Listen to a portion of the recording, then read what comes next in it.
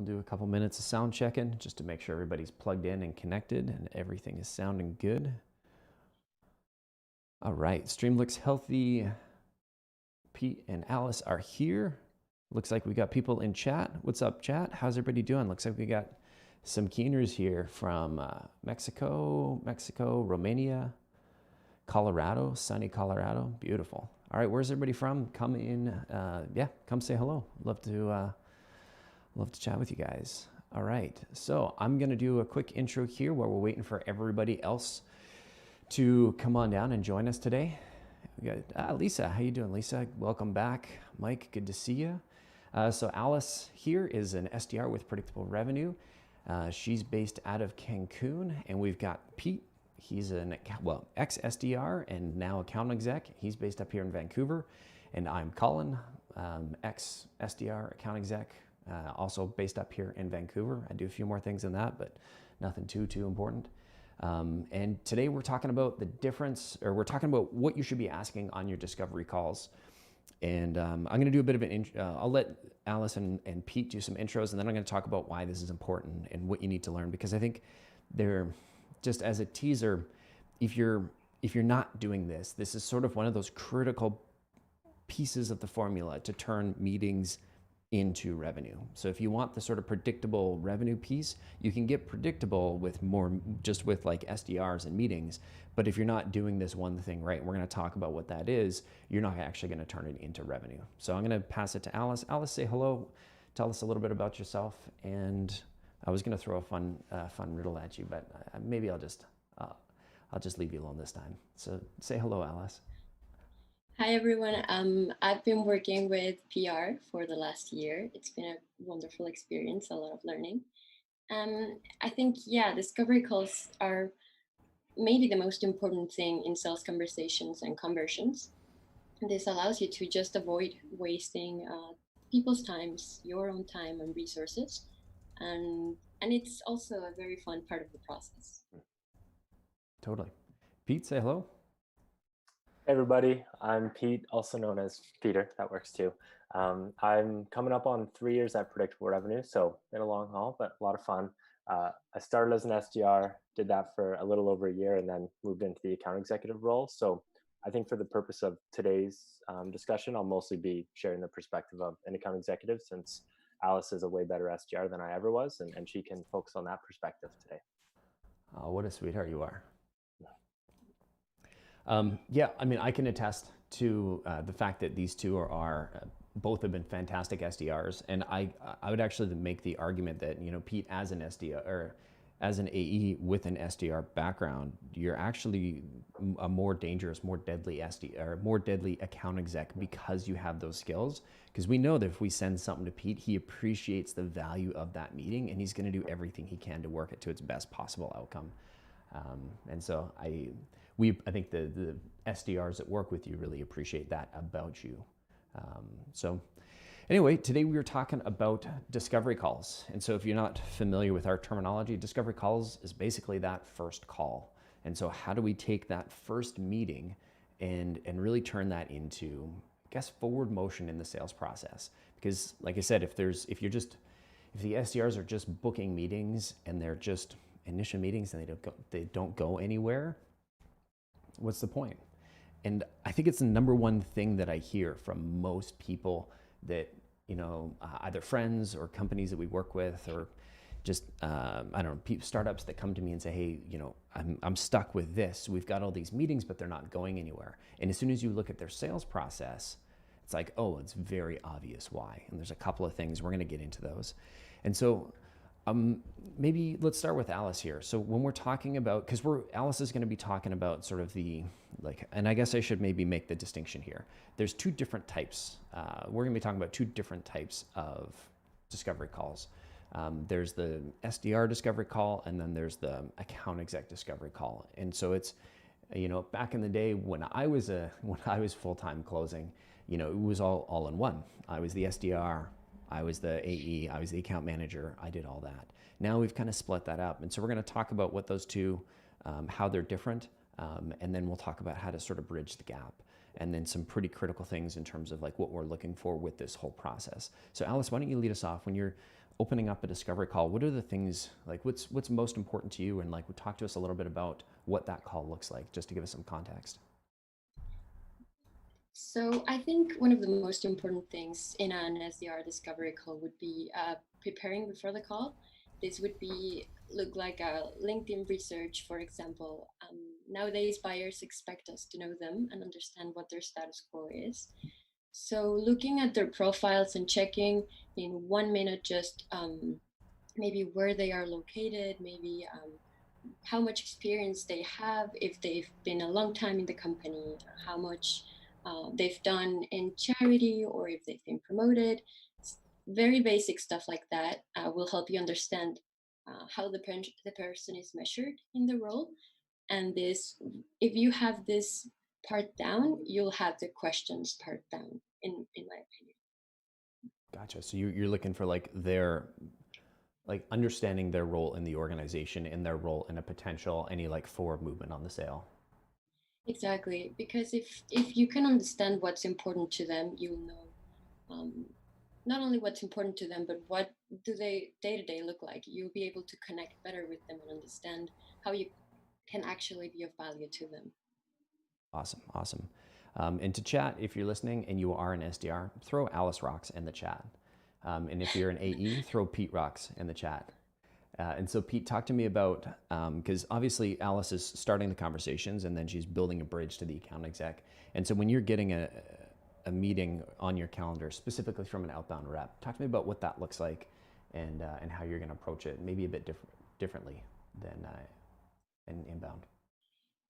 Yeah, I'd say in some ways it's certainly different, but in a lot of ways it is similar. Like rather than sort of parsing LinkedIn or the company website to get as much information as you can, the first place you want to lean obviously is by speaking with the SDR who booked the meeting, reviewing their notes, hearing firsthand from them sort of what their context and take is on the call. I'd say what's really important for me for preparing for discovery calls is trying to tell myself and ask myself what I'm hoping to get out of the call. So it's one thing if it's a decision maker, like let's say I'm talking to a CEO, it's very clear that this is the person that I need to get bought in on this call. So I need to ask them specific questions that affect their day-to-day and their goals as the CEO. Whereas if I'm talking to someone who maybe is not the ultimate decision maker, the goal more so is around how can I make this person my champion and how can I help them like take this up the chain or whatever it is. So to me, I think similar to Alice, like looking at LinkedIn and platforms like that to understand sort of how this person fits into the buying process at this company is really important. And then the second piece of that is asking myself, now that I have that context, what's my goal for the call? And that's really how you're going to shape your discovery, because you need to ask questions that facilitate that goal so that you can either turn that person into your champion, convince them to buy from you, whatever that ultimate goal may be. But it does start with the research of LinkedIn and then obviously having the context from the SDR as well. And that's a really good piece that maybe we could start with, and I'll throw it back to Alice here. So maybe talk to me a little bit about the prep, because Pete, you mentioned going to LinkedIn and things. Talk to me about the prep that goes into a call. And so if I set the stage here, this is an outbound deal that you've booked. And so tell me what it looks like from an interactions perspective, and then leading up to that call, what are you going to be doing? So, for example, if I see that my prospect might be in areas like New York, I can predict how fast they might talk, because they tend to be very fast, very busy people. So you can kind of predict how you need to prep for it better and just act accordingly. So being very succinct, going to the point, being always super clear. If you have someone that could be from the Midwest, this is not like a certain rule, it can vary, but it's most often the case. You can talk a little bit about what you saw on their LinkedIn profiles and tell them, so I saw that you did do this and that. I thought that was really amazing. But always being very vocal and clear on why you think they should care about the conversation. Another thing would be, for example, if you've seen that they have been promoted many times, you might be talking to a high achiever, and you can also acknowledge that people love to. Whatever you put on your LinkedIn profile, you're proud of. So it's free information for you to ask and acknowledge. So another thing would be maybe if they have a lot of experience, acknowledging that and saying, listen, you have way more experience than I do in this area, and asking and being very honest with your approach. Also, I think you need to earn your right to ask questions. And you earn that right if you show interest and if you actually tell them why this would be relevant to them. So yeah, all that prep would translate in understanding what approach you can use with the information given to you. Awesome. We got a bunch of Team Alice fans in the chat here. None for Pete yet, but we'll get there. We'll get there. Totally agree, and I love that piece of like you need to earn the right to chat. And I think I probably overuse this analogy, especially when it comes to this particular piece. But it's like pushing a big rock up a hill, right? And if you try and like you need to do all of the work initially to get just to get it to budge. Otherwise, you know, they're gonna answer the phone and just like hang up on you. The rock rolls over top. You got to push, push, push. You'll get to a point at some point where it's like you've earned enough of their trust that you've got them on the phone, and now it starts to at least flatten or maybe even roll downhill if you can hit on some interest, which is I think exactly what you're driving towards, and I love that. So Pete, maybe talk to me a little bit about the process. So let's say Alice booked a meeting for you. It's in your calendar. What is your sort of what happens after that on your side after that call gets booked? Yeah, well, typically the SDR who books a meeting for me will send a follow-up email to the prospect with sort of a summary of what they spoke about, relevant resources, and then an introduction to myself. So my first step was always to, introduce myself and say, basically extend myself as a resource even before the call. I find that's really helpful just to facilitate a dialogue, because sometimes prospects will be helpful and kind of share their agenda with me, where they're like, hey, this is something that I really want to talk about. And that's great. That's helps me prepare for what a potential objection might be, or whatever it may be. The next step that I think is most important, and the way, I don't want to jump ahead too much, but the way I typically kick off a discovery call would be obviously build some rapport and stuff like that. But eventually you want to sort of summarize all the feedback from the SDR so that the prospect has a really good understanding that this is not a new conversation. It's a continuation of what they've already done with the SDR essentially. So for me, it's trying to review the notes, chat with the SDR, and figure out what that 10-second summary looks like. Usually it's around a specific pain point, hopefully, and potentially a priority. So an example of that might be like, hey, I understand that you hired your first SDR and it didn't really pan out the way you expected. You've got this goal of adding, 10 million in recurring revenue next year. You're going to need that SDR function humming to do that. So you're hoping to figure out some sort of solution to accomplish that. Does that sound about right?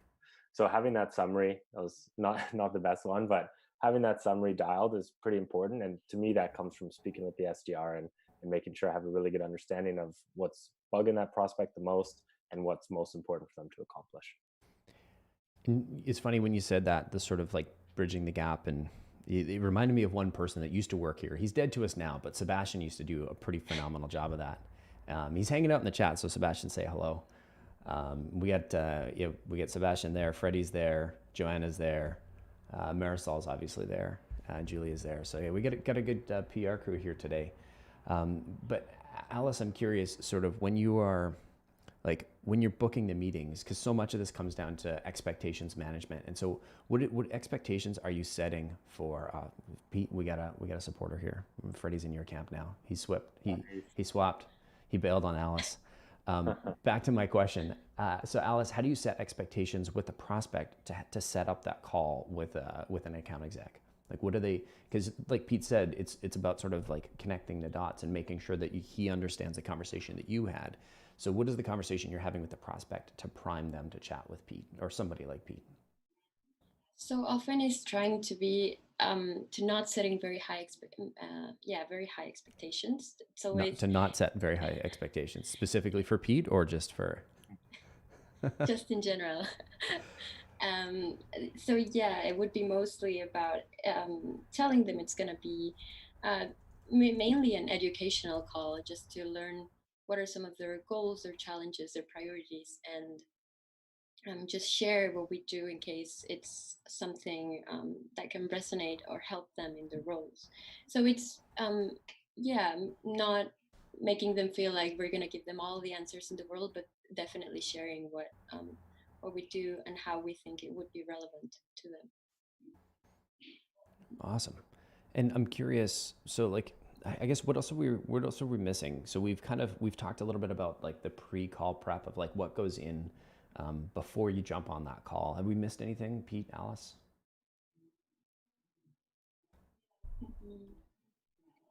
No. Oh, sorry. Go ahead, Alice. No, I was gonna say, yeah, probably. Also, just maybe doing a little scope on what the company is going through. Maybe they're laying people off. Maybe they're doing great. Maybe they're expanding. So all that would be good information to use or to understand where they are standing. Cool. Alice, so we got a question for you from Luke. So say you land on a call and the prospect is like, they're ready to go. Like, this is exactly what we need. Take my money. How do you do you accelerate that? I know some SDRs have, or some companies have phone systems where you can do a hot transfer. We don't. We're mostly like on Zoom for a lot of these, or using Outreach. And I don't think Outreach has a hot transfer function. So talk to me about what do you do when a prospect is ready to go, and you can tell? Well, that would be just getting off the call, definitely, and going straight to the AE, even calling them if they don't answer, like real fast, and setting something, again, next step as fast as possible, and maybe even skipping the discovery call. And if your service has a demo, like just going for the demo. If they don't need to see the demo, well, I mean, yeah, just setting something real fast, I would say. That's fair. That's fair. It's helpful. Like back when we were all working out of an office, you could just I have seen Pete just like sync somebody's headset and be like, "Hey, Jace, jump on this call." Or I've had handsets handed to me myself back in the day, but it's not quite as easy anymore now, is it? Yeah, it's not, unfortunately. Yeah. So if you got the phone system, that's great. If you're working next to somebody, I think we were using the Plantronics Savvy 720s, and you could like pair multiple, I think up to 4 headsets to a base station. You needed to be an expert in pushing buttons in order to get it to work consistently. I did love those headsets, but they did cause us some grief when we were trying to get them all connected together. And so Alice, I wanted to build on something. And Luke, we'll get to your question in a minute here, but there's something you mentioned earlier about sort of understanding the individual in their role. Can you expand on that? So yeah, I'll let you jump in here. Of course. So, for example, if I know how I get measured, so it would be quota, it would be reaching my numbers. If someone would want to pitch me a product, they would have to know that I need to reach my quota and that I need to reach numbers. So if they understand that, it's going to be like way easier for them to just resonate with me, and I will definitely buy. So it's not really always straightforward to know what your prospect is measured on, but you can kind of take a guess or just do some research, or even ask them, how are you measured in your role? I don't know if many people would like to answer that, but yeah. Go ahead. No, continue, and then we'll go to Pete. So yeah, like if you know how your prospect is being measured on, you can actually tap on some of the things that are pains that are pretty obvious, or goals, and you can just tailor your messaging to that person specifically. I love that. And I remember Kenny, when he was building Kenny was, he worked with us for a while. He was our chief product officer, and he built out our market fit program. And one of his tricks was he would go and he would find a job, if he didn't know what they were measured on or responsible for, or what their background was, he'd go and find job postings for that role. And I thought that was a great little hack.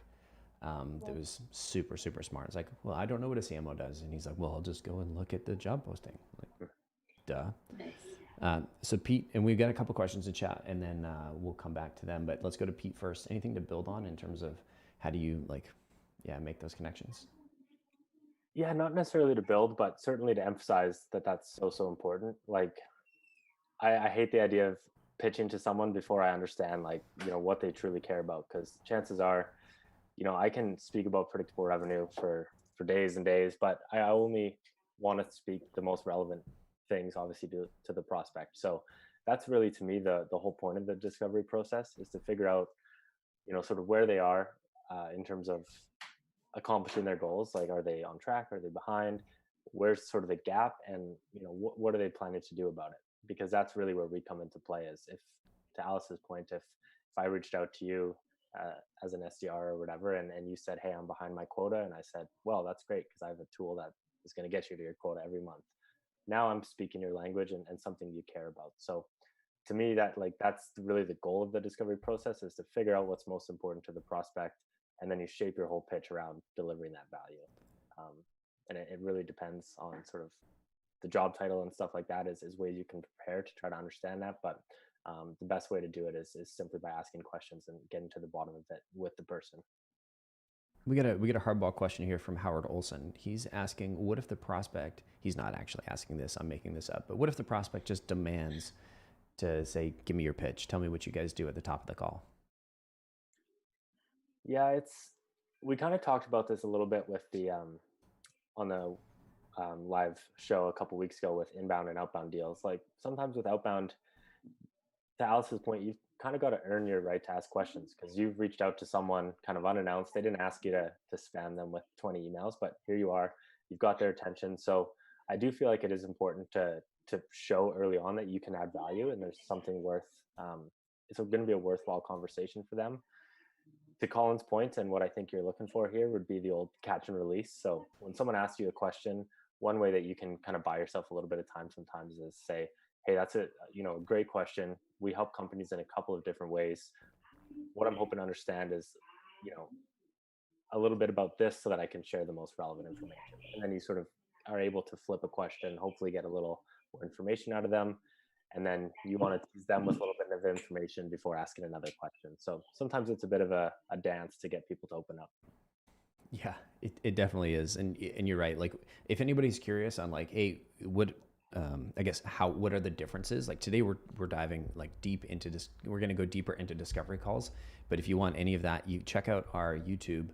And what was it called? Like, the difference between inbound and outbound. Yeah, it's in the channel. While you're there, hit that subscribe button, and then the little bell icon. If you want us to notify you when we go live or when we launch new videos, you click that. It'll give you a notification. I think you also have to hit the like all button after you hit the bell, because they changed it. So if you just hit personalize, you won't actually see all of them. It's not guaranteed that you'll actually see see the notifications.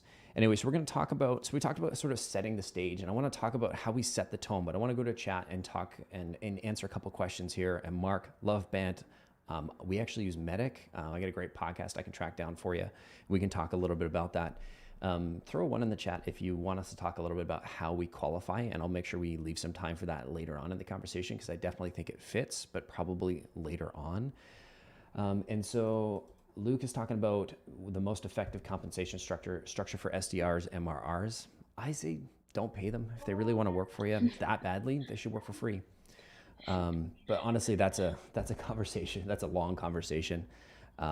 We like paying on meetings held.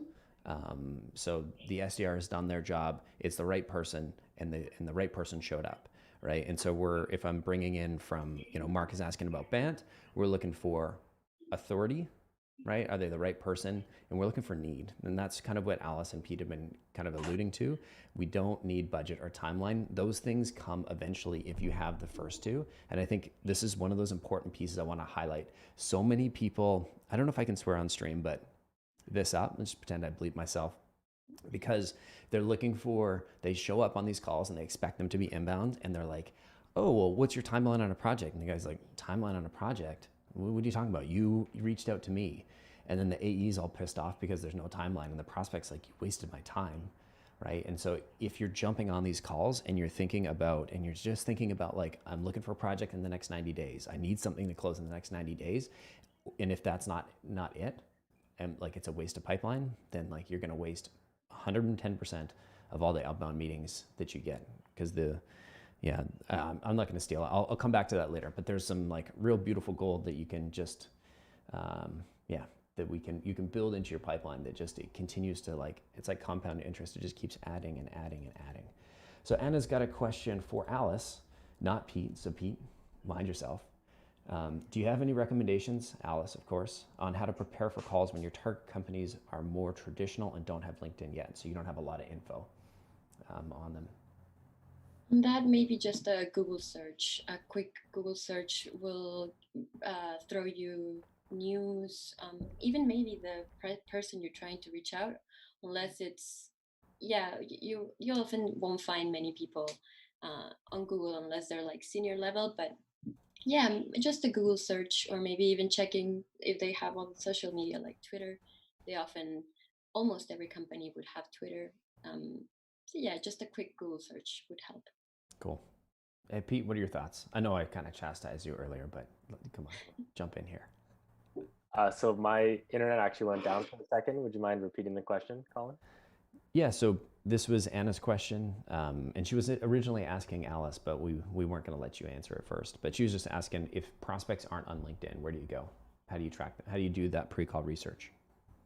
Yeah, that happens sometimes, and it can be a little tricky.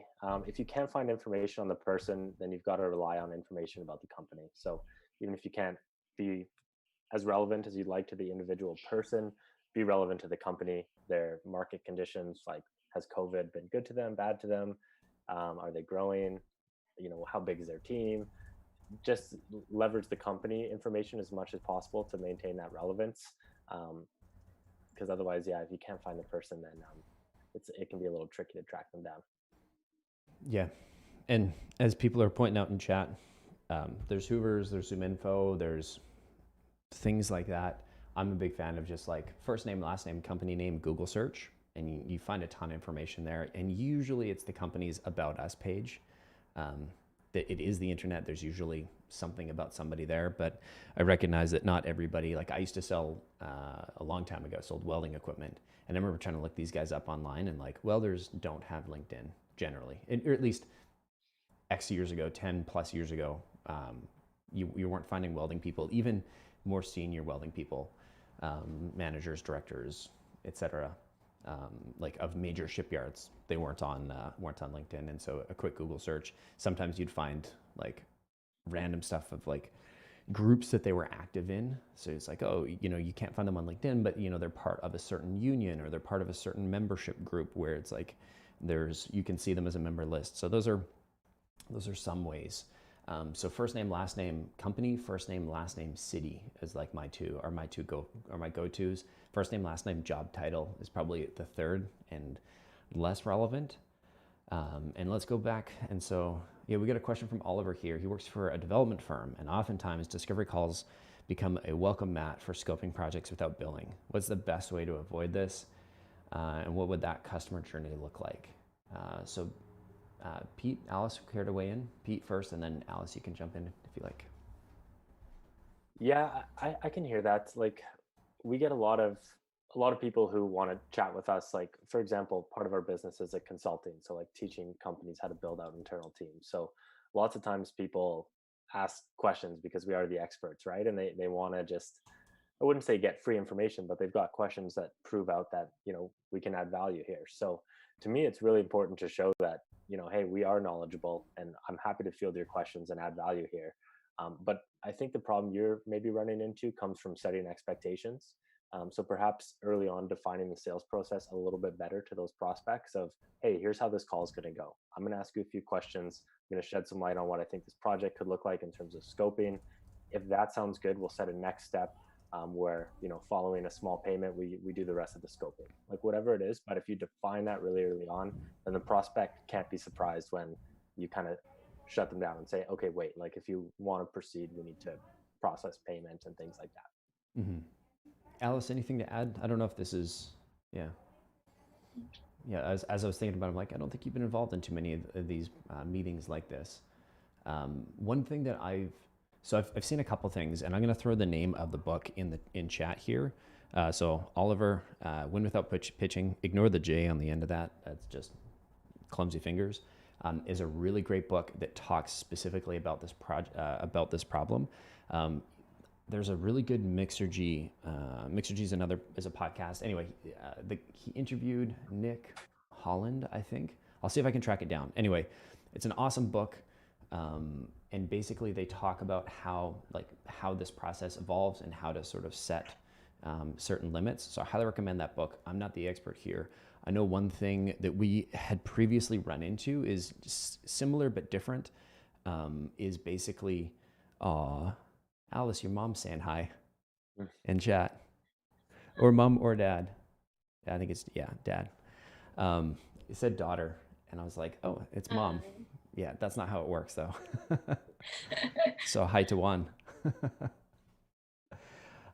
Basically, we've run into this with our consulting deals, and they're kind of the same way. Is like, how do you draw the line between like building the table of contents for the engagement and actually like executing on that? And the one thing that worked well for us was starting with like a small assessment and saying, okay, this is like Pete said, you draw the line. This is the discovery process. If you want to go deeper, that's an assessment, and here's what the assessment. And the assessment it's designed as sort of like a Tripwire product. You're not trying to make a ton of money, but you just want to be compensated fairly for your time. And I think having that sets the expectation at the beginning of the engagement that we don't do work for free.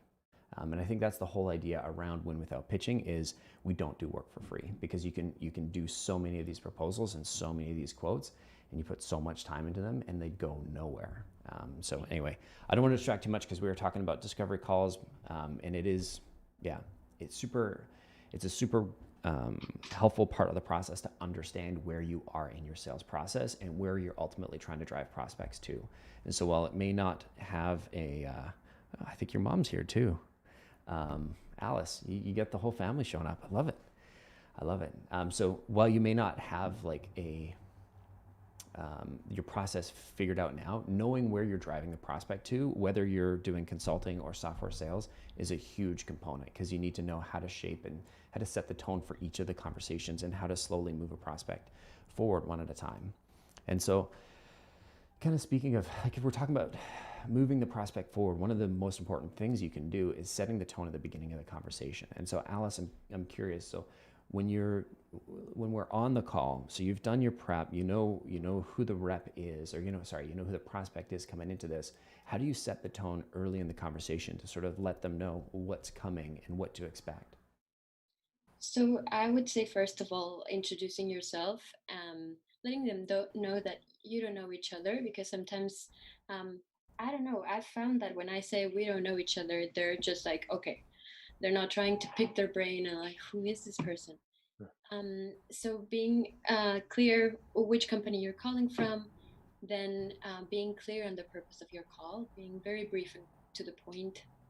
Also listening for the clues. Are they talking real fast? Do they seem like they're very rushed into maybe a meeting, or is or do they sound very low engaged? It's very important to be very polite, and if it's not a right moment, just really ask when would be a better time. No one likes to get information shoved down their throats, so it's very important to be very polite and clear. I think also mirroring their speed of talk, even some words that they use, the rhythm, that's also very important. Also, like, being very clear. Why should they care about this conversation? Saying what you found in maybe their profile or in their title that would be a conversation that's worth having for them. So I would say those are like the most basic things for setting the tone and purpose. Awesome. Pete, so can you talk to us about how you set the tone? I know you would usually do like shotgun a beer, a couple of shots kind of thing, and yeah, just create a real party atmosphere and get people loosen up. No, never tried that actually, but Colin, maybe something that's worth A/B testing. Strobe lights going on in the background. Yeah. Yeah.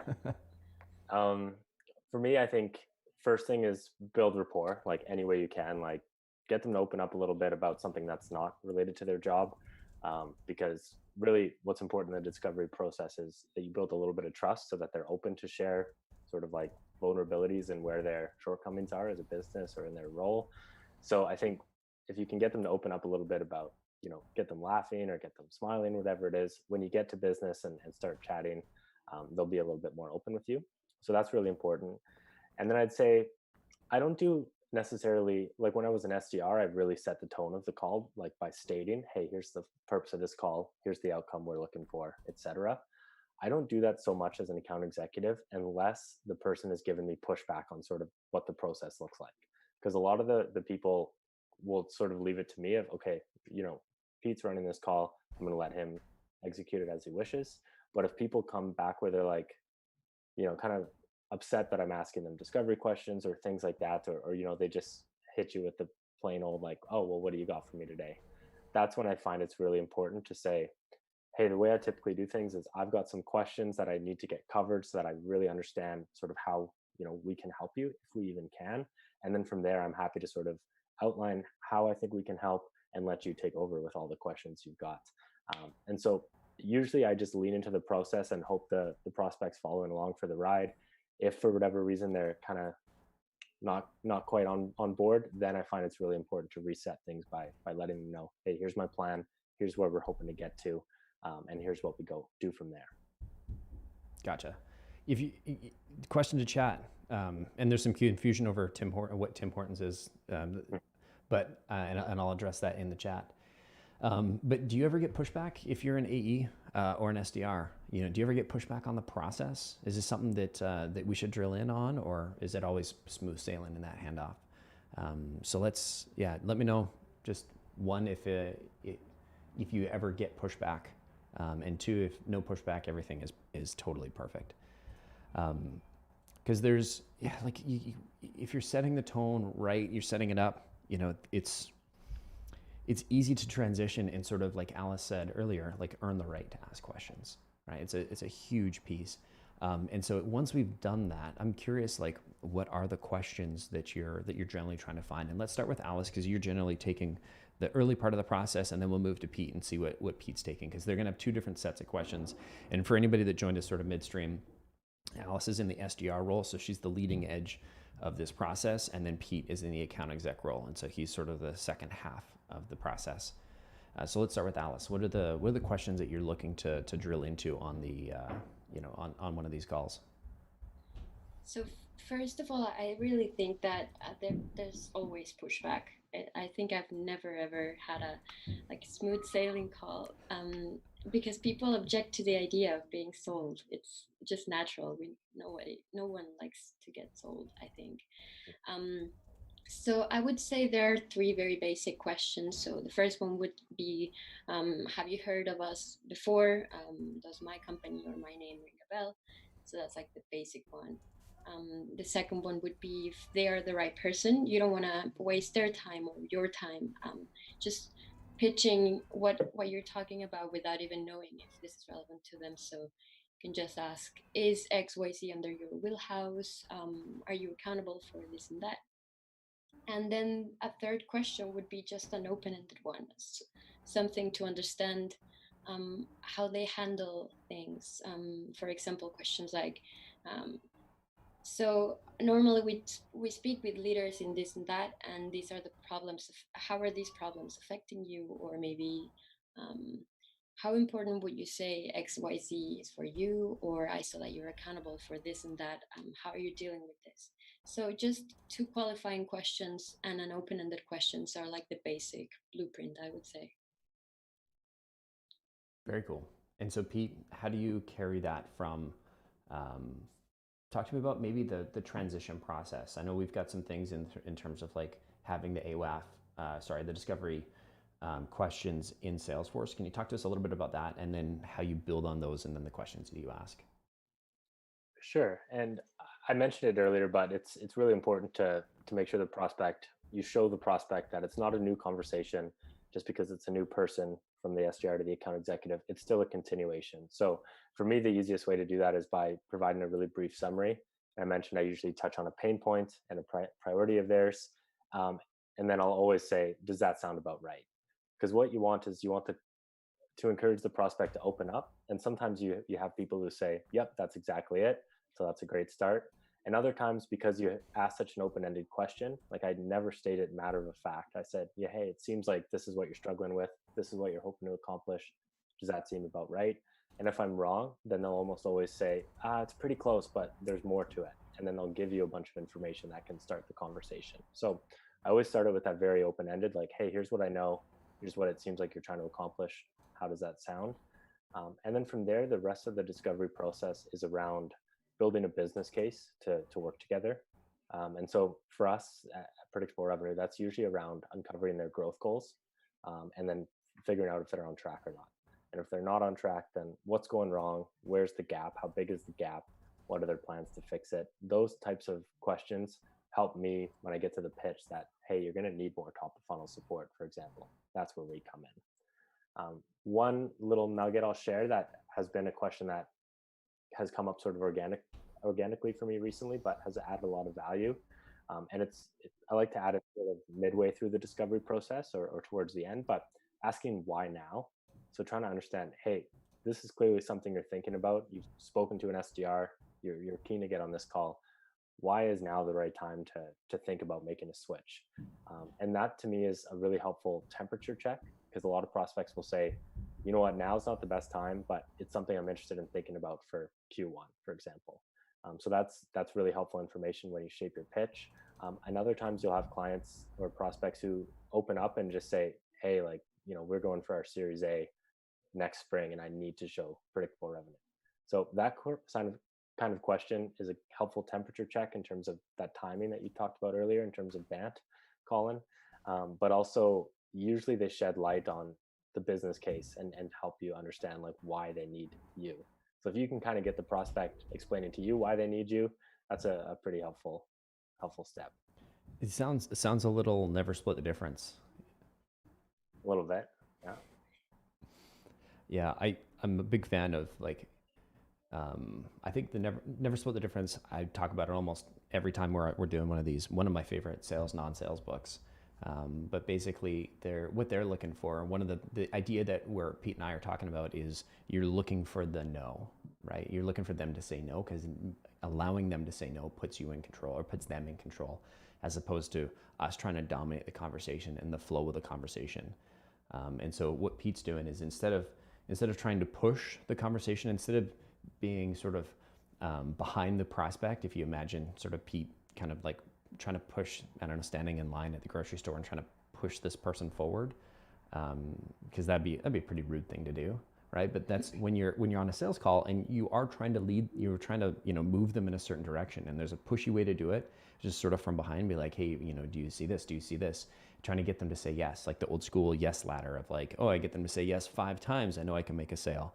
That to me is like what gave us a bad reputation, is that idea of you got to get them, like the whole getting to yes and the question ladders or yes ladders or whatever they were called. I think it did a ton of damage to how people sold and sales reputation in general. And so I think what Pete is saying is, instead of being behind them, is standing in front of them at the grocery store and saying like, here's would you like a candy? Or like, would this candy be relevant to you right now? And then they grab the candy and he takes another step back and he's slowly leading him into his big white van of a closed sale. I was like, where am I going to take this analogy? There's nowhere good I can go with this. But if you're, as opposed to like standing behind them and poking them and trying to push them forward, it's like you want to be leading them forward. And I think using the right questions and giving them a bit more control in the conversation is absolutely a great way to be trying to do that. And so when we're talking about questions, Alice, how do you balance, like, because when you're like, you've talked about earning the right to ask these questions, and some of it is like the first element of like first part of the conversation is like, make sure they don't hang up on me. At least that's how I would think about it. It's like, make sure they don't hang up on me.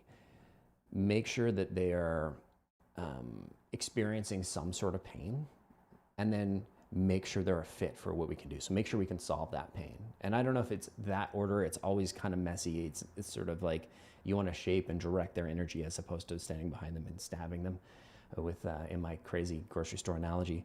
But how do you ask, like, how do you find or how do you weave in questions that disqualify or qualify, disqualify into that process? Well, first you should have very clear what your product does or your service does. So that's like the first thing. Then understanding what you can help with and what you cannot help with. And just based on that, just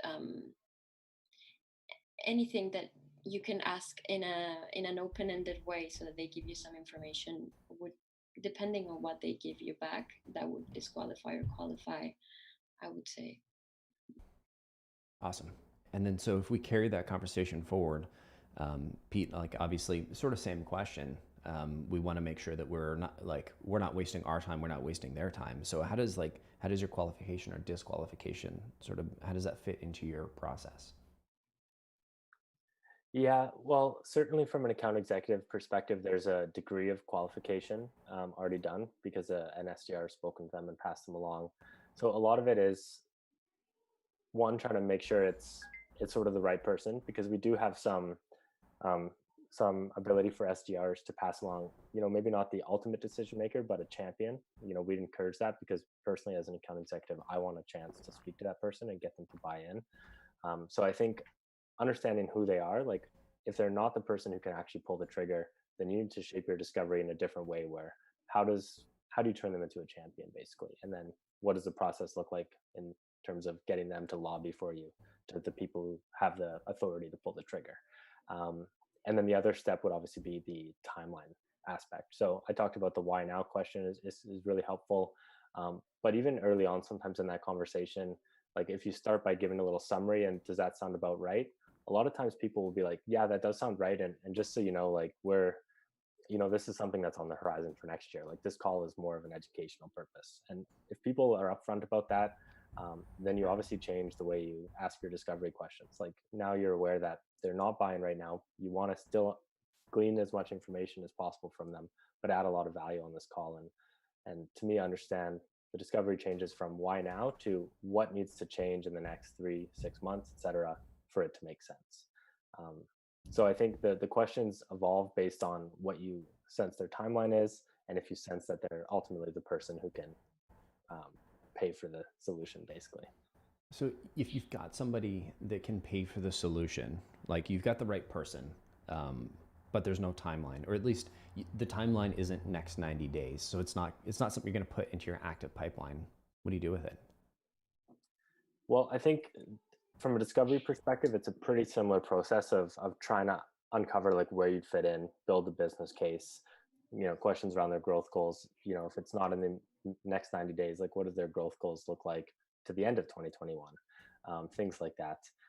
But ultimately, if they're very clear that it's not something that they're, an active project or timeline, then you want to uncover and ask questions around, okay, why not now? So instead of why now, why not now? Because chances are there's other things they're working on, other projects that are taking priority. And so then you want to understand the timeline on those projects. So an example that I hear sometimes would be, I'm talking to a CEO, they're actively hiring a VP of sales, and they want that person to come in, get their feet wet, and obviously find that person so they're involved in the decision-making process. So then the questions for me are around, okay, well, how's the search coming for that person? Are you close? And if they say, yeah, we've got 2 candidates, expect to have one hired by next month, then all of a sudden you put them in a nurture cadence where you know when to reach out and you know why you're reaching out. So why they would be triggered to speak to you again. So those sort of pieces where if it's not within 90 days, why not? What needs to change? And then when do they anticipate sort of being ready? So that way you can reach out at the appropriate time, but also with sort of the appropriate trigger. So it's not just a bland, hey, do you want to chat again? It's, hey, I saw on LinkedIn you hired that VP of sales. It probably makes sense to pick up our conversation. I really want to jump up and down and wave my arms because this is probably one of the most critical pieces to the entire process of converting a meeting from an outbound sale or from an outbound SDR into a sale, right? Is we know that if, like, let's say let's do some, I'll call it business math because it's not going to be accurate, but it'd be directionally correct, right? Let's say you've got a market and there's 100 companies in there, right? The average, and let's say on average, 5% of them are in a buying mode. And I've seen stats that say 2%, 12%, but it's probably not higher than 10%. So let's just use 5%. So that means 1 in 20 people that you talk to. If you're assuming a standard deviation of like, you know, you're gonna get basically, I guess, everybody. So one of every sort of buying mode in your meetings. That means if Alice is booking 10 meetings a month for Pete, that means basically every other month you're going to get one person who's like a good to go and in a active-ish buying mode. And so that means basically 95% of these meetings that you're taking from SDRs aren't in a buying process right now. And that's not, I don't think that's like a fault of outbound. It's just a characteristic of the market. And it's something that we need to not fight against. It's something we need to understand and build process to support. I hear a lot of people complain about, oh, these meetings, they weren't good. Well, why weren't they good? Oh, well, they didn't want to buy anything. It's like, well, were they the right people? Oh yeah, they were the right people. And did they have pain? Oh yeah, they had pain, but they didn't want to buy anything right now. It's like, this is one of my biggest frustrations is like, it's like you're looking at this bright, shiny object and you're like, it's called delayed gratification. And they're like, it's too much work to like actually invest and do this thing. So it's no good to me forever.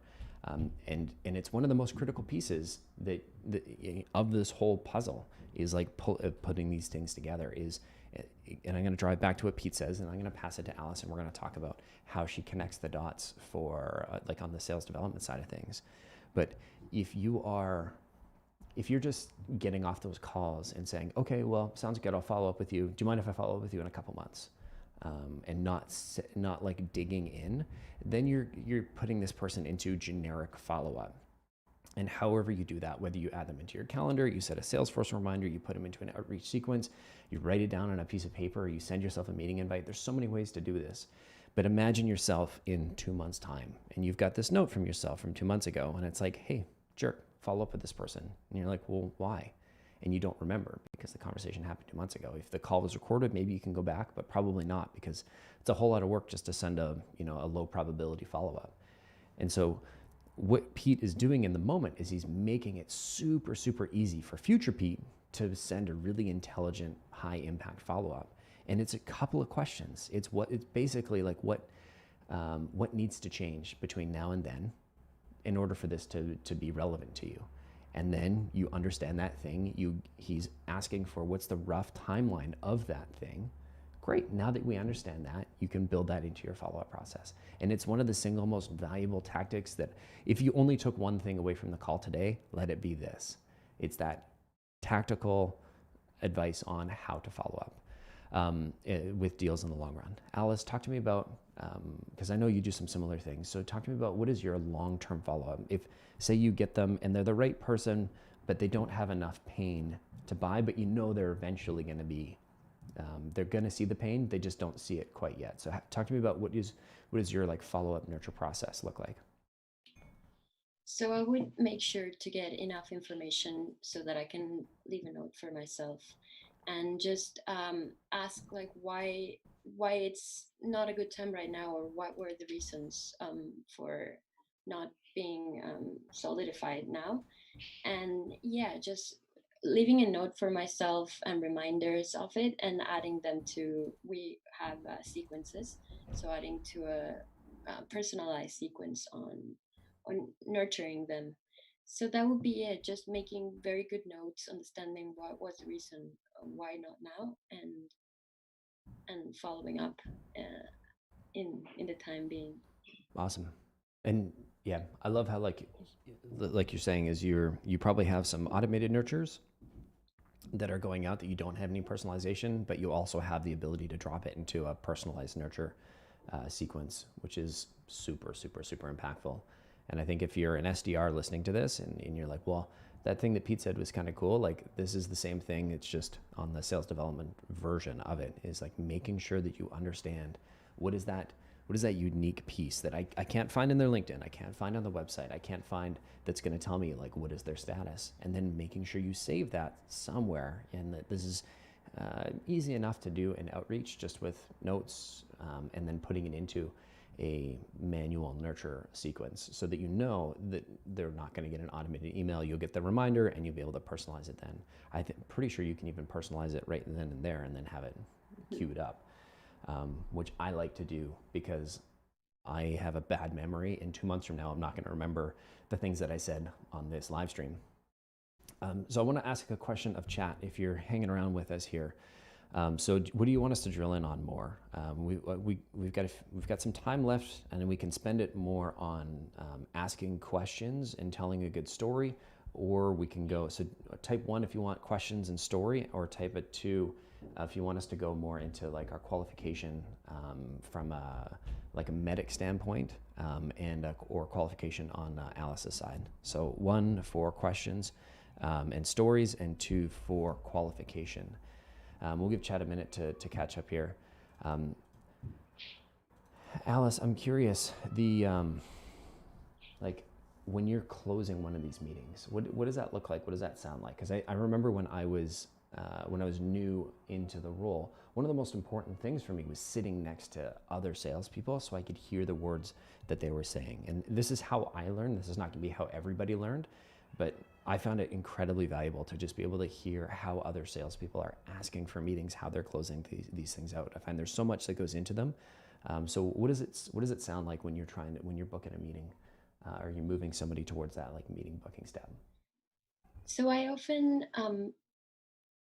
just ask. There is like this beautiful no-oriented question concept that I think people are relieved to answer with a no, as you said.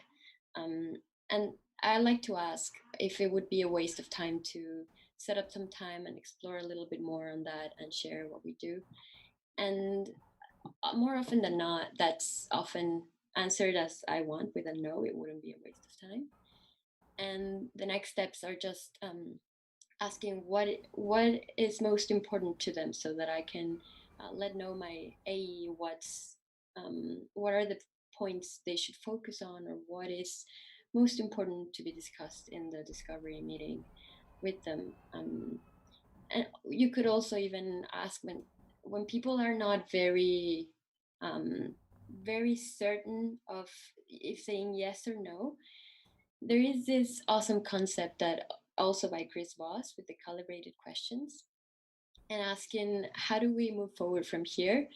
It's going to make the person feel like it's their own idea to move forward, and you're not shoving like, oh, let's move forward.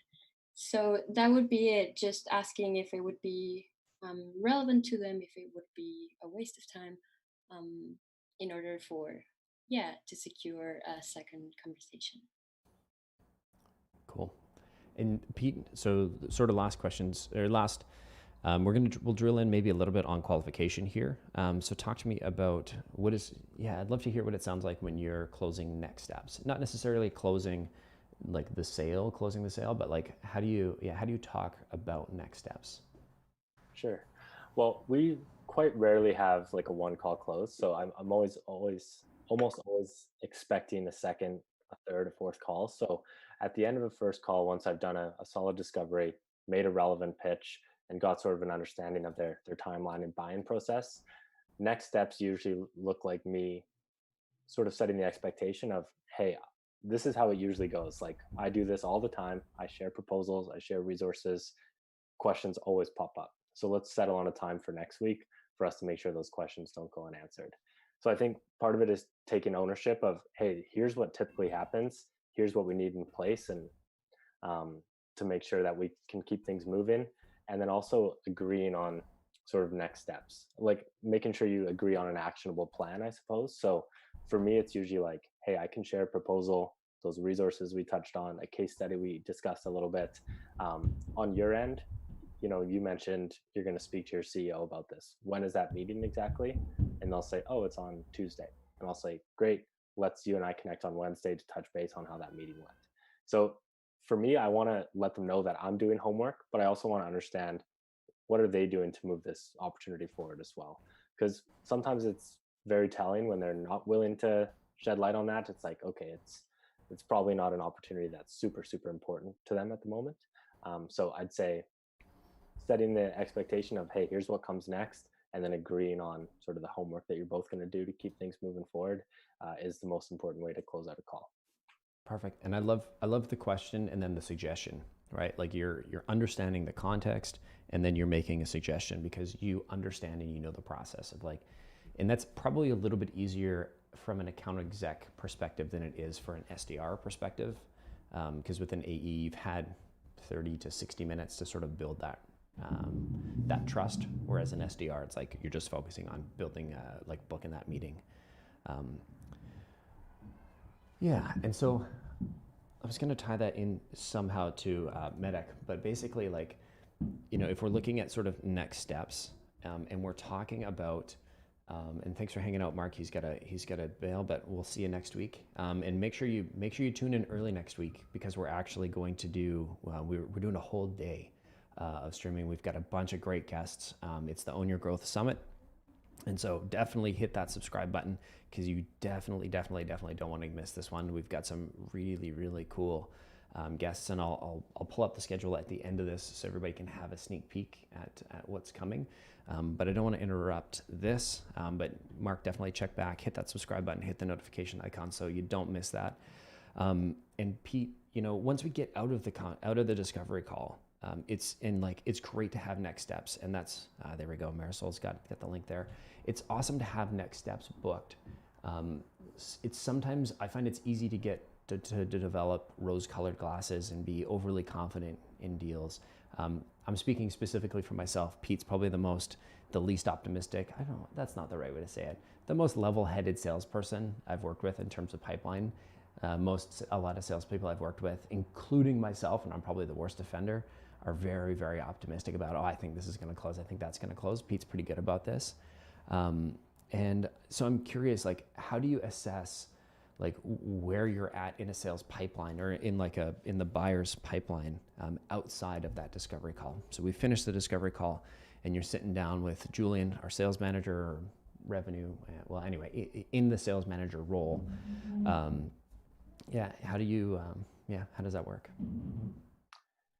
Sure. Well, we do have a way of scoring deals, and I believe Colin alluded to a podcast with Jamie Buss, I believe is her name, where we kind of stole this concept and tweaked it a little bit to fit our business. But there's a couple pieces that we're looking for that we score deals. Basically, each category has a score of 0, 1, or 2, but we look for a metric. So that's like a tangible.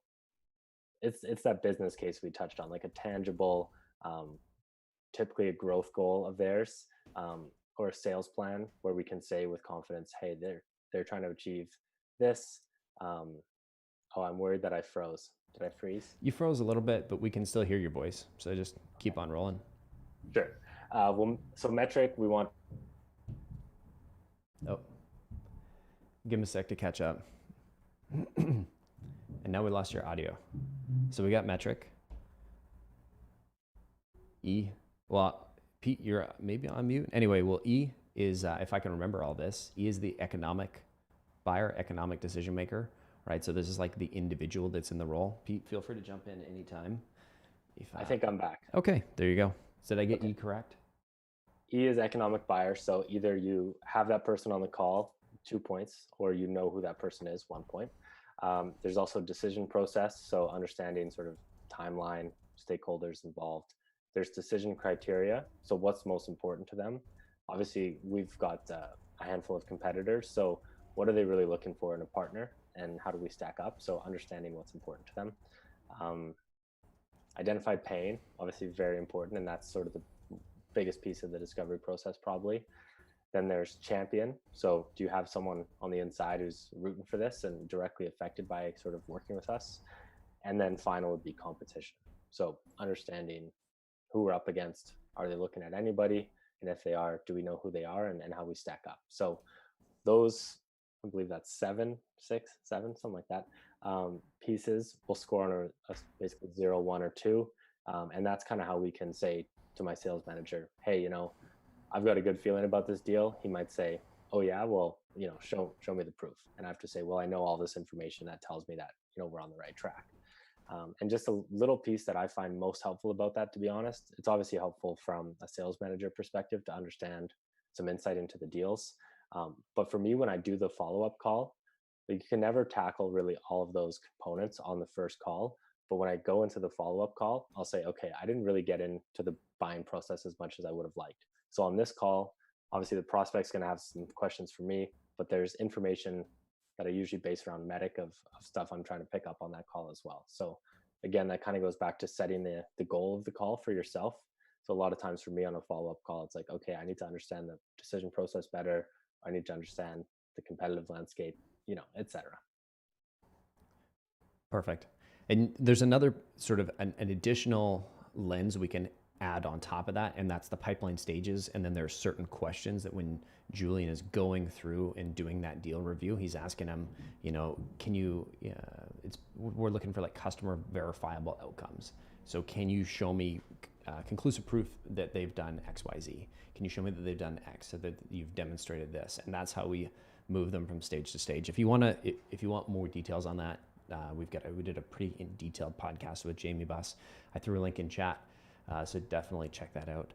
I want to close here just by talking about telling a good story, because there's so much of this that it's always going to be balanced, and it never happens linear, right? Whether you're on a discovery call as an SDR or a discovery call as an AE, but so much of this is like part of our job, and I think where the part where we really get a chance to air quotes sell is in the storytelling, is in asking good questions and finding those relevant pieces, and then in our brains figuring out, okay, making the assessment, making the judgment, what is going to be the best story that I can tell them? Because people they don't buy facts, they don't buy they buy like emotions, they buy brands, they buy people, right? And so the stories help us connect with them. And I'd argue it's probably the most impactful thing, other than like really strong questioning, is one of the most important opportunities for us to sell. And so Alice, I'd love for you to just help us close out by talking about the role of storytelling in your process. And then we'll go to Pete, then we'll go to chat. If you got any questions, we're here, we'll hang out, we'll answer them. But then we'll call it for the day. So Alice, talk to us about storytelling. Of course. So like you say, it's maybe the single most important thing other than doing good questions. And in this little story, you should share a little bit about the company, but making it as like a story in 3 seconds. Like, we were born out of the need of, or we have been solving this for years, or being very specific with the problem you solve is the second part, and that should be 2 seconds for that. Then a unique approach, why we're different, what is our unique way of solving this problem, and then focusing a lot on the results. There are so many companies that solve many different problems, but the results are always different. That's what makes it, that's what should make it stand out. So all of this should take no more than 10 seconds, I would say. And instead of thinking of a pitch as a pitch, it would be more of a quick story, and then tying it into their own role. So also something very important is to keep it super simple in English. Most people don't really, you might speak to a lot of experts, but most people are just people.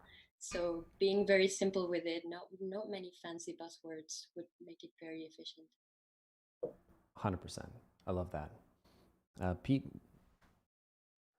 Yeah, I would echo similar sentiments where storytelling is so important. And I think it just comes down to making the prospect comfortable. It's really scary and takes a lot of bravery and boldness to be like a pioneer, to do something for the first time. So if you can show to a prospect, hey, you're following a well-trodden path here. We've helped a lot of companies just like you do this.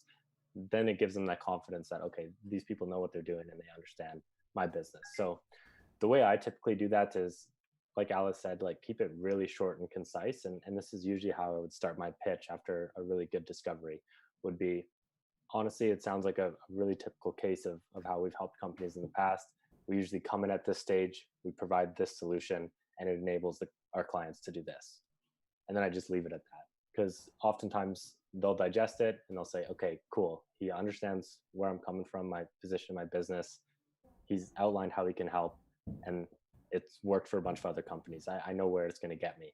And so a lot of times I'll let the prospect take over from there if they have specific questions, or if they kind of want to lean into more of a story, then we've got case studies and stuff that I can tap into. But for me, it's sharing the story in the most concise way possible of, hey, we've helped companies like you that were in this position. This is what we did. This is what, the results and what it enabled them to do. And then let the prospect take over with questions from there.